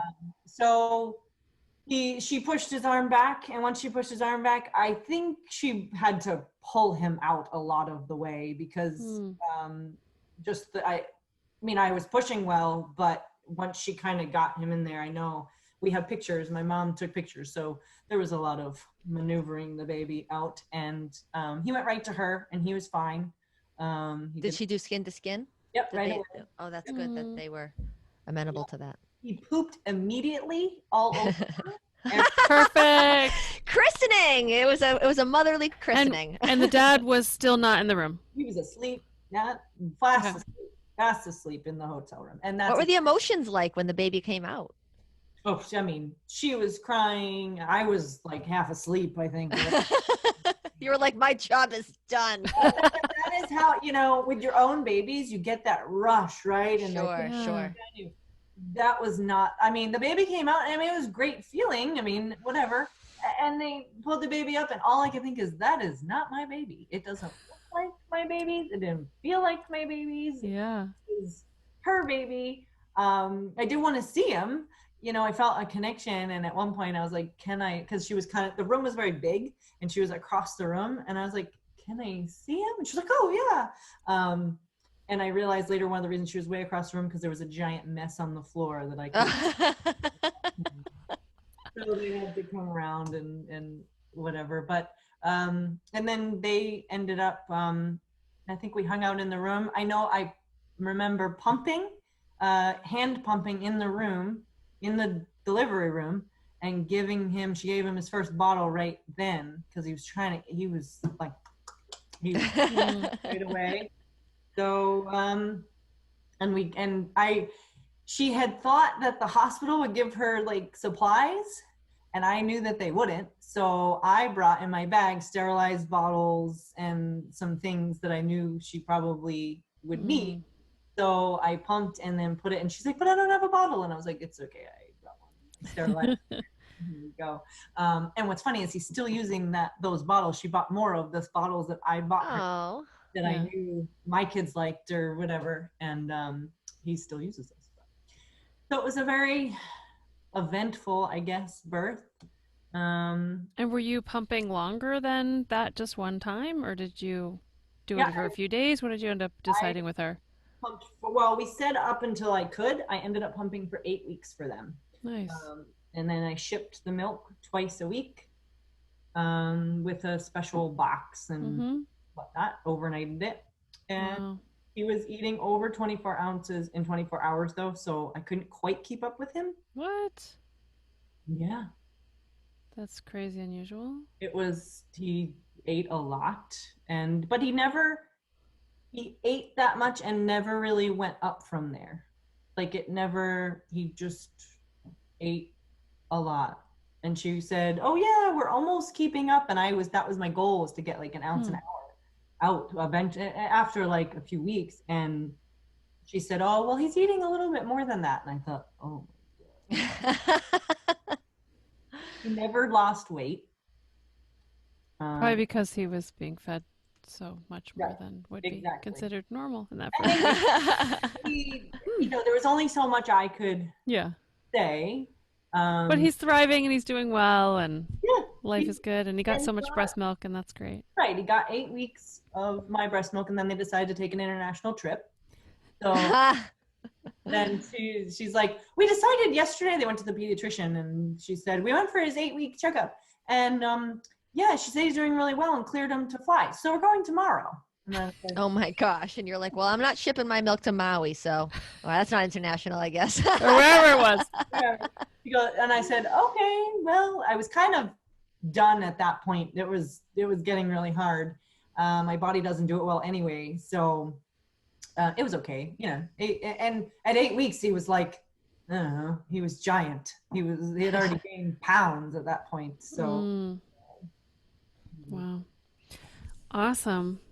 And so the $1 million question, I was just gonna is it hard to give the baby away? So I mean, you said that you were exhausted afterwards, but you did leave the hospital without a baby, but with all the emotion, all the hormones of giving birth.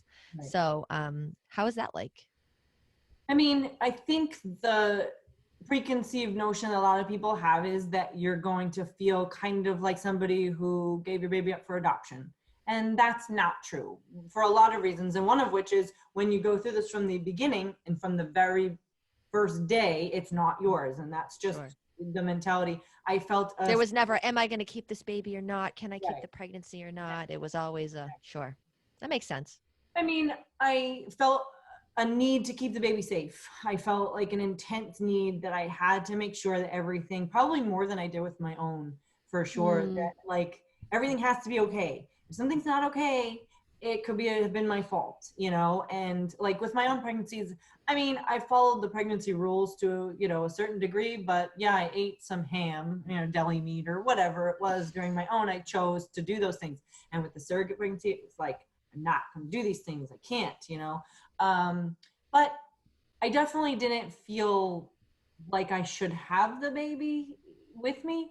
It would have definitely been nice to spend a little more time with him just for the whole hormonal process there, to have a baby to kind of balance that out, because it wasn't so bad in the hospital, although I was just so tired that I remember feeling like, but I ended up putting the car seat in their car for them. Like I had given birth like 12 hours before. You are a full service surrogate. Yeah, full service Not surrogate. figure it out, and I wasn't supposed to. Like I was allowed to leave the ward, but I was supposed to stay in the atrium. But I was like, let's just go to the parking garage. It's close enough. And so we walked out, and because he couldn't figure something out, so I put it in for him. And he was just like, "Are you sure you're okay with this?" I'm like, "Yeah, I'm fine." Like that.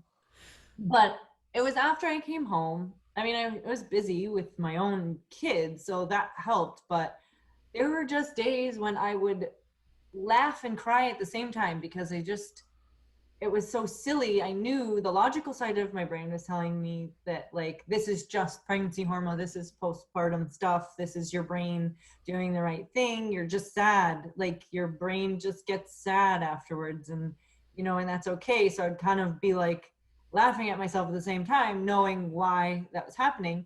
And I think the best advice I was given, I forget who was even given by, was just let yourself have a sad day. Just let yourself be sad for that day. And maybe you don't have to analyze why. Just do something that you want to do, or maybe lay in bed and watch TV all day if that's what you want to do. But that passed. And I mean, there were definitely, I think she sent me videos and pictures almost every day for quite a while. And we had talked about that before, how I thought that would be helpful for me to just, you know, be able to see him and see how he was doing. And I said, you know, if you go to the pediatrician, can you let me know? You know, I just make sure everything's good and he's healthy. And she did. And I think it's harder for some people. I never had postpartum issues with my kids. And so I knew that. And I know a lot of people that would do surrogacy if not for postpartum issues. Sure. And it's a big factor. I think that if I had postpartum depression, I don't think I would have done it. That's not fun. And I only had a snippet of what, you know, it's like. And if that was, you know, if that was enhanced, it would have been a rough summer. You know, it would have been really, really hard. But I stayed busy. I went to my kids' camp in something or other that we, you know, Cub Scout camp out things, and just kind of. Were there people that like didn't know your story? So like you were pregnant before. Oh, how's the baby? You know, like now you're having to explain it to every random person who asks you about. I think my neighbors still think that like I had a baby that passed away. Because I have neighbors I'm not very close with. Just, you know, whatever. There's nothing wrong, but we're just not very close with them. And they're older and they don't have any kids. And so they saw me giantly pregnant in my backyard, like for sure, and never asked. And I just never, and I don't know. I mean, it's possible they asked somebody else, but they don't talk to anybody else. So I don't. Send them a holiday card and say, P.S. Here's the story. Like, I don't know how to handle this. Like people at the bus stop, because school ended, and I was in labor the day that Mason graduated from Pucky Huddle. Like that was the day before I gave birth in labor. So I was full on in labor that day. I was like, I have to sit on the edge of this chair at the end of this aisle, and that's about all you're getting from me today. So it was the end of school. So the people at the bus stop, when I came back in September, were like, "Do you have a baby?" Before? And I was like, "Oh, funny story. I did, but it's someone else's, and I don't have the baby right now." And so there was a few interesting ones. I think the worst for other people, because for me it wasn't bad. I mean, I went through this. I had to answer questions a million times. My kids were the best at it, because we'd go places and people would go, oh, are you going to have a new brother or sister? And they'd go, no, that's not our baby. They knew her name, and they'd say, it's her baby, and she just can't have a baby, so my mom's doing it for her because she's really nice. And if you've ever met Kristen's children, you know that they're very articulate and very, like straightforward. So I can totally see your boys being like, absolutely not. That's not what's going on. You see, there's a woman in another state who needs to have this baby. Already, like obviously. I like how they end it with, because she's very nice. Yeah. That was the joke the whole time. My son, when I told him what I was doing, I said, I'm going to do this. And he goes, oh, that's just so nice of you, Mom. And I was like, but the worst for other people, 2 days after I delivered, so the day after I came home from the hospital, I think it might have been that same day, I don't remember, there was a Memorial Day parade that my kids had to be in for scouts, and of course I didn't walk in the parade with them, but I got a chair, I drove down, and I sat near where they were going to be. And this woman, in hindsight, I should not have worn the shirt I was wearing, because I wore, like, I had my, my like spank things, whatever the heck I had on, to try to hold it in. But then it was hot. It was a really hot day. So I had on a tank top, like a maternity tank top type thing. It wasn't super loose by any means, but I don't know. I was used to wearing that for, months and months. I feel so bad too, to this day. I wish I knew her so I could she goes, oh, this is going to be a hot summer for you. And I'm like, no, I could have just said yes. I could have just and again, in hindsight, I should have just said, yeah. You're right. Let me escort ya. Like 2 hours for this stupid parade because the kids walk so slow. So I'm like, okay, well, I guess I have to go into this. So I said, oh, and oh, actually, I had a baby 2 days ago. And of course, you're not holding the baby. I left the baby at home. 10-pound baby. I still look like I was 7 months pregnant. Oh, wait, so the baby was 10 pounds? Oh, yeah, he was 10. Yeah, just nice. right at 10 pounds. After 2 peas and a poop. That added at least another half pound, I'm guessing. Yeah, it was a lot. So I was like, oh, I had a baby 2 days ago, but I was a surrogate, so I don't have it, so I know why that's confusing. And she was like, I'm really sorry. And I was like, no, like, it's okay. It's okay. And she was like, and this was the reaction that everybody got. She goes, that must be so awful for you. And I'm like, oh, no, it's really okay. And I said, it wasn't my baby. And I said, the parents, they have their baby now. That's very nice. Oh, come on. You could have whipped out and they paid me X number of dollars, so I'm good. He was like, I'm so sorry. How many times people said, I'm so sorry? Huh. And I'm like, no, don't be sorry. Be happy for them. Like, yeah, that was the plan. I signed up for this. Right. I said, no, it wasn't. Like, I think people confuse surrogacy and like giving your baby away for adoption. Right. I would actually say, I think you're right about that. And also, you should never say that to a woman who just gave her baby up for adoption either. No. Like, you should never be like, oh my God, that's so awful. I'm so sorry. You must be feeling terribly. Like, people are so weird. Like, people are so socially awkward, You know what? She like walked away. She literally, I was like, no, I'll just sit in my chair over here then. Looking 7 months pregnant. That's Thanks I think after that, I like made more of an effort to like, either wear a shirt that wasn't as obvious, although I did go to something, I think I was 12 weeks out from delivery, and somebody asked me when I was due, and I was wearing a dress that was like A-line and I wasn't very fitted, and that was one time when she was very, very drunk at an event that I was photographing, and I got a little mad because I said, and I didn't look pregnant, like the 2 days I looked like I was pregnant, no doubt. The woman had every right to ask, whatever. But this one, I was like, I could just be kind of fat. And that, I mean, like I looked very normal, but like I have had children in my life, sort of. Sure. And I just was like, thank you, but no. The hazards.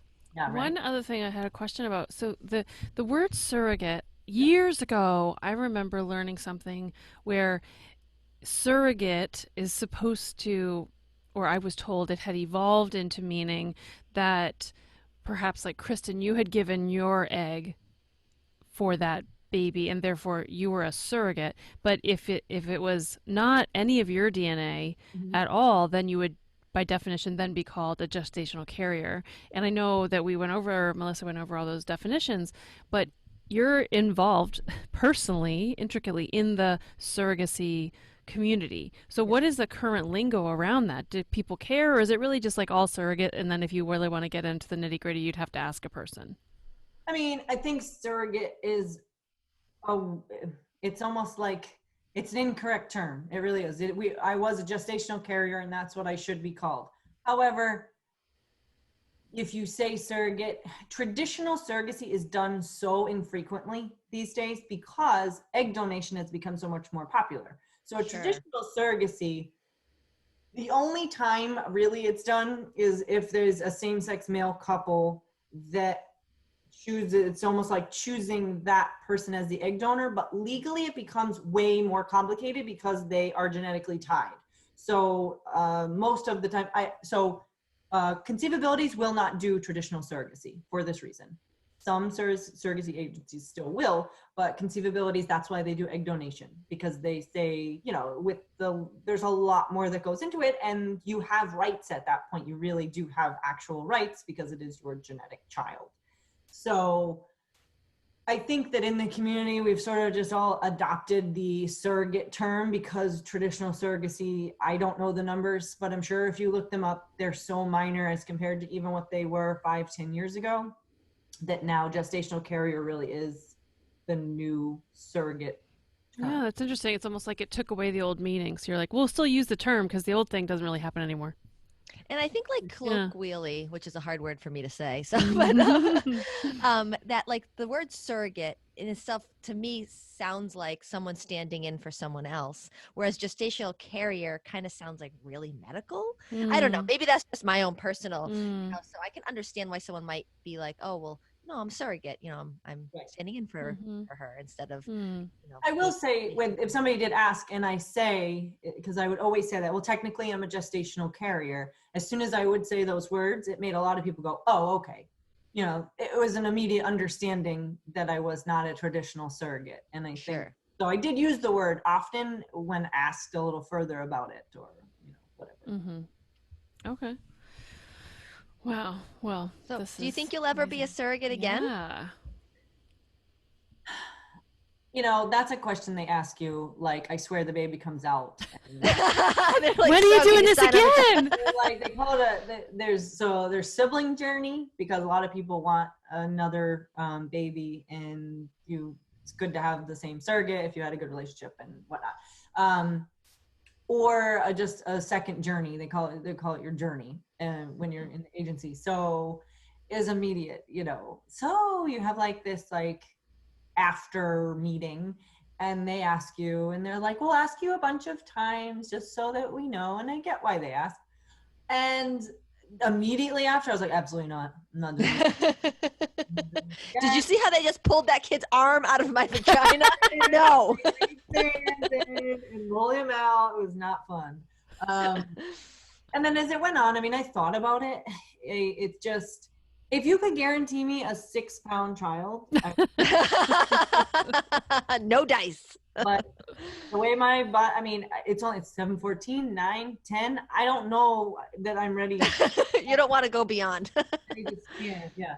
And my body, and like I said, it got stretched out so much, to the point that my doctors are still like, they palpate my stomach just on it, and they're like, the skin is just so stretched out that one of the problems was it was hanging over so far.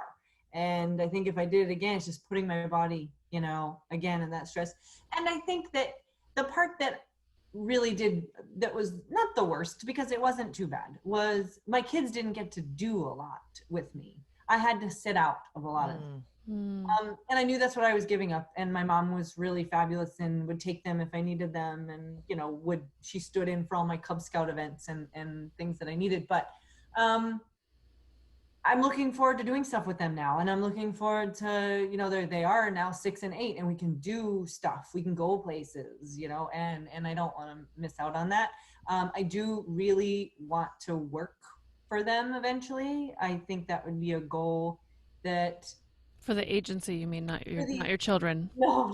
The transition in that You're already sentence was a little. You're already working for them, and they don't pay good benefits. I'm the back giver. I would love to work for the agency in some capacity. I'm currently a surrogacy advocate, which basically means if somebody has a question about being a surrogate, they can contact me through this website that the agency directs them to. If they just have questions about beforehand, they can kind of click on my profile and ask me questions. But I've already told them all, that I would love to be some sort of liaison, or if they need match managers up in the New England area, because that was one area that I felt was lacking, and just because they didn't have the resources, that if somebody could be in the New England area, they could travel with those surrogates to these places. Now that Massachusetts is Rhode Island, they're all going to become bigger in the surrogacy world.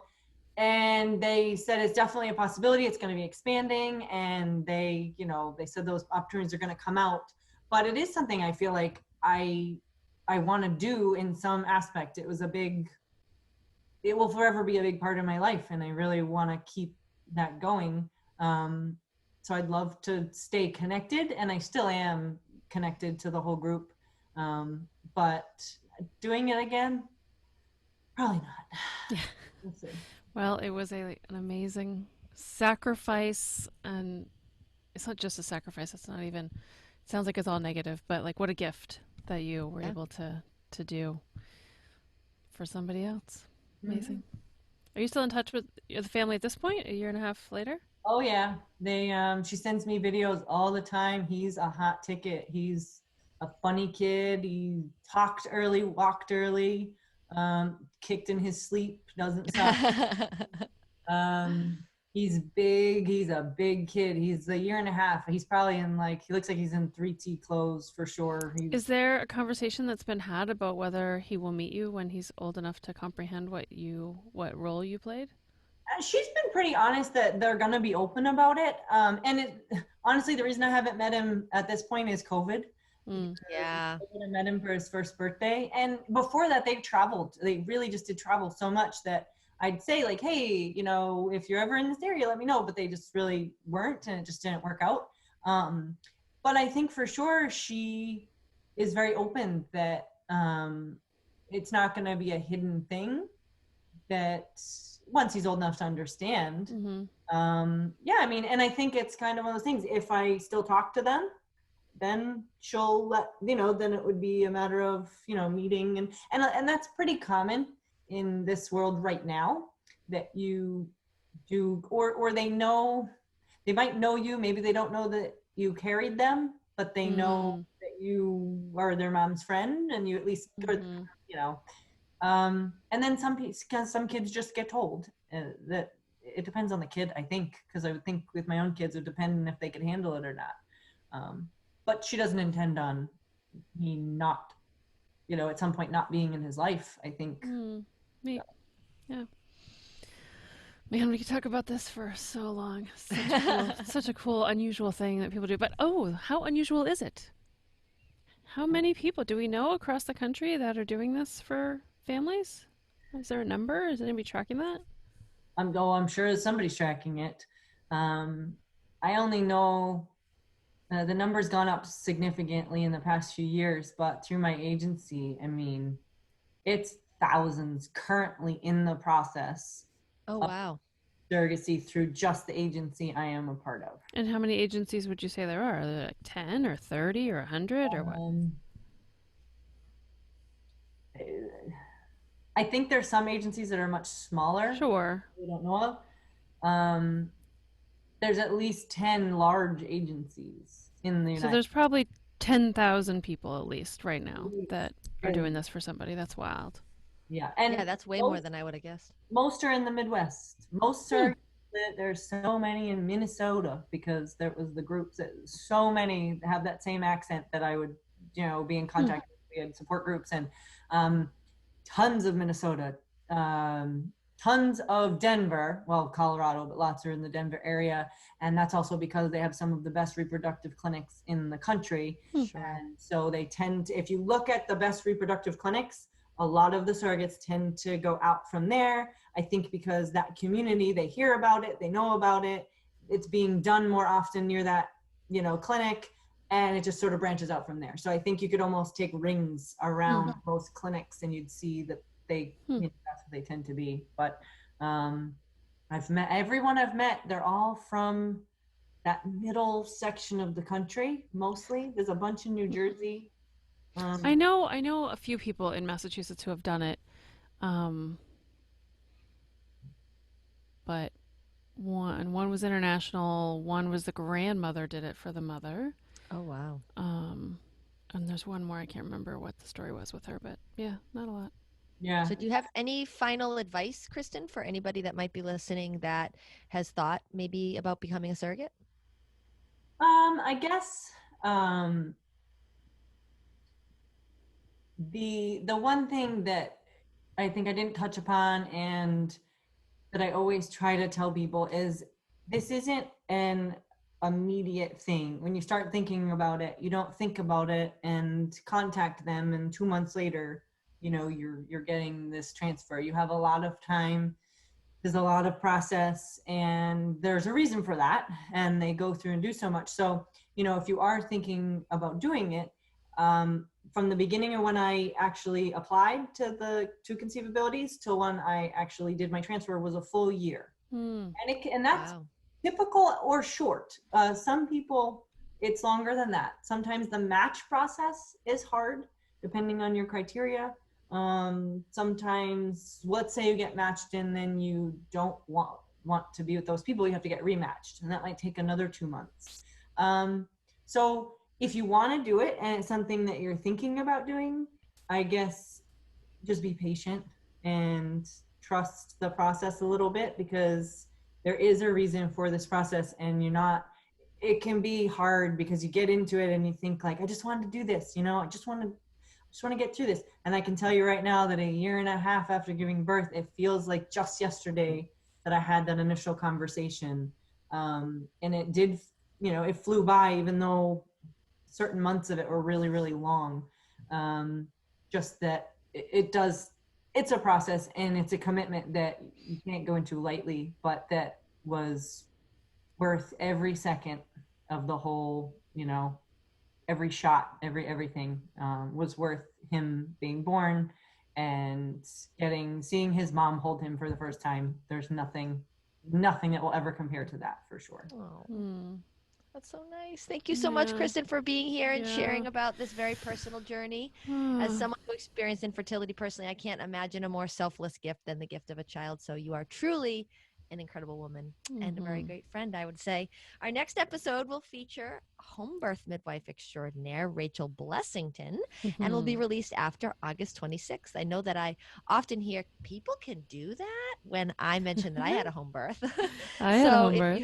If you've ever wondered about the safety of home birth or what home birth care is like, or what a home birth experience is like, be sure to tune into that episode. Awesome. And we hope you'll visit babiesincommon.com/show to see all our previous episodes and see what you have coming up. And as always, our show is available as a video recording as well as a podcast on our website, Spotify, and Apple Podcasts. And if you enjoy this show, we'd really appreciate you writing a positive review. And feel free to post something on social media about what you've seen, or share the podcasts on your social media as well. And please remember, as always, Babies in Common is a community for you. After all, we all have babies in common. Thank you, Kristen. Awesome. It's wonderful. Thank you.